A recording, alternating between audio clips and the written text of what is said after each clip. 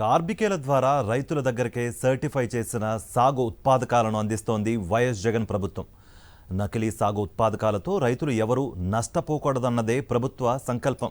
అందుకే వాటిని పంపిణీ చేసే ముందు వాటి నాణ్యతను పరీక్షించాలన్న లక్ష్యంతో ఇంటిగ్రేటెడ్ అగ్రి ల్యాబ్లను తీసుకొచ్చింది.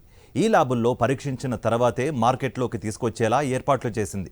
అందువల్లే నకిలీ విత్తనాలు, ఎరువులు, పురుగుమందులతో పంట నష్టపోయామని 4.5 ఒక్క రైతు ఫిర్యాదు చేయలేదు. కానీ వీటిని పట్టించుకోకుండా ఓ అడ్డగోలు కథనాన్ని రాసేశారు ఈనాడు రామోజీ.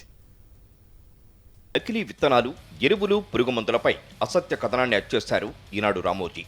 రైతు పక్షపాతి అయిన ముఖ్యమంత్రి వైఎస్ జగన్ ప్రతిష్టను దిగజార్చాలన్న ఉద్దేశంతో విత్తనం నుంచే విపత్తు అంటూ అడ్డగోలుగా రోతరాతలు రాసేశారు రామోజీ. ఈ కథనంలో ప్రస్తావించిన అంశాలపై నిజాలేంటో ఒక్కసారి చూద్దాం. మార్కెట్లోకి వచ్చే విత్తనాలు, పురుగుమందులు, ఎరువుల నాణ్యతను పరీక్షించేందుకు రాష్ట్ర స్థాయిలో ఒకప్పుడు 11 ల్యాబొరేటరీలు మాత్రమే అందుబాటులో ఉండేవి. మార్కెట్లోకి వచ్చే ఎరువుల్లో 25 నుంచి 30%, విత్తనాల్లో 3 నుంచి 4%, పురుగుమందుల్లో 1%కి మించి శాంపిళ్లను పరీక్షించేవారు కాదు. దీంతో మార్కెట్లో నకిలీలు రాజ్యమేదేవి. ఏటా 1000 కోట్ల విలువైన పెట్టుబడిని రైతులు నష్టపోయేవారు. ఈ పరిస్థితికి చెక్ పెట్టాలనే ఉద్దేశంతో 213 కోట్లతో జిల్లా స్థాయిలో 10, నియోజకవర్గ స్థాయిలో 127 ఇంటిగ్రేటెడ్ అగ్రి టెస్టింగ్ ల్యాబ్లను ఏర్పాటు చేసింది సీఎం వైఎస్ జగన్ ప్రభుత్వం.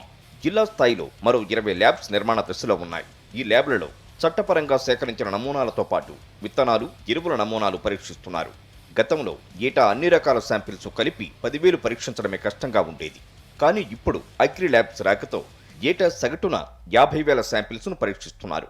దీంతో ఎక్కడ నకిలీ విత్తనం, ఎరువు, పురుగుమందుల బారిన పడి నష్టపోయామన్న మాటే వినిపించలేదు. ఇక 2020-21 నుంచి 2021-22 వరకు ఆర్బీకేల ద్వారా 14 కోట్ల విలువ చేసే 136,000 లీటర్ల పురుగు మందులను 150,000 మంది రైతులకు అందించింది ప్రభుత్వం.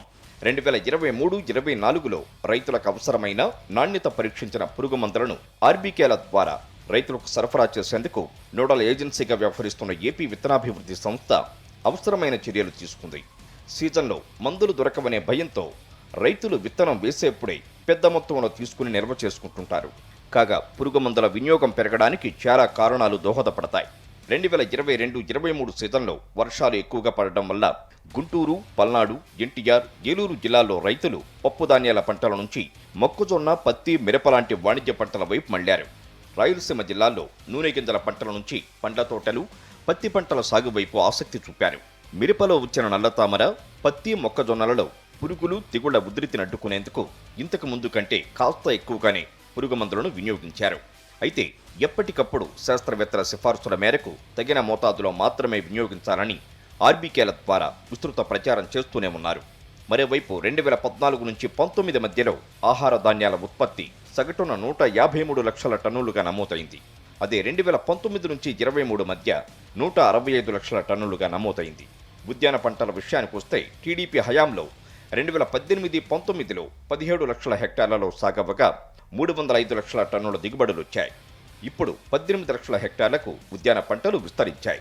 368 లక్షల టన్నుల దిగుబడులు నమోదయ్యాయి. నాసిరకం విత్తనాలు, ఎరువులు, పురుగుమందులే రాజ్యమేలితే ఈ స్థాయిలో దిగుబడులు పెరగవు కదా. ఇక రాష్ట్ర వ్యాప్తంగా ఏటా పురుగుమందులు, ఎరువుల దుకాణాలలో తనిఖీలు చేస్తున్నారు. ఏడాది నిర్వహించిన తనిఖీల్లో సక్రమంగా లేని 5.21 కోట్ల విలువైన 37,998 లీటర్ల పురుగుమందుల అమ్మకాలను నిలిపివేశారు. కోటి విలువైన 17,000 లీటర్ల పురుగుమందులను స్వాధీనం చేసుకుని చట్టపరమైన చర్యలు తీసుకున్నారు. డిసెంబరు నాటికి 8,159 నమూనాలు సేకరించి పరీక్షిస్తే కేవలం 55 నమూనాలు మాత్రమే నాసిరకంగా ఉన్నట్లుగా గుర్తించారు. సంబంధిత కంపెనీలు, డీలర్లకు షోకాజ్ నోటీసులు జారీ చేశారు. ఇప్పటికే 31 నాసిరకం ఉత్పత్తిదారులపై చట్టపరమైన చర్యలు, క్రిమినల్ కేసులు నమోదు చేశారు. నిజాలు ఇలా ఉంటే ఈనాడు మాత్రం అర్థం లేని ఆరోపణలు చేసి ప్రజల్ని తప్పుదోవ పట్టించే కథనాలు రాసింది.